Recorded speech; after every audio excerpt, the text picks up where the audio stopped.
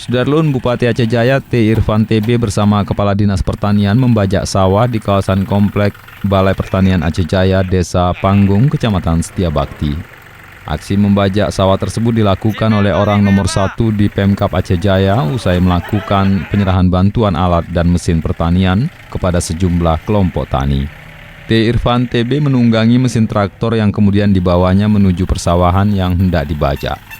Saat sedang membajak sawah, T. Irfan TB tampak menikmati aktivitas tersebut, bahkan sesekali dirinya menaikkan tekanan gas yang berada di bawah kaki kanannya itu. Pamtub serta bagian protokol Pemkab Aceh Jaya membantu Bupati keluar dari mesin itu yang berada di posisi miring.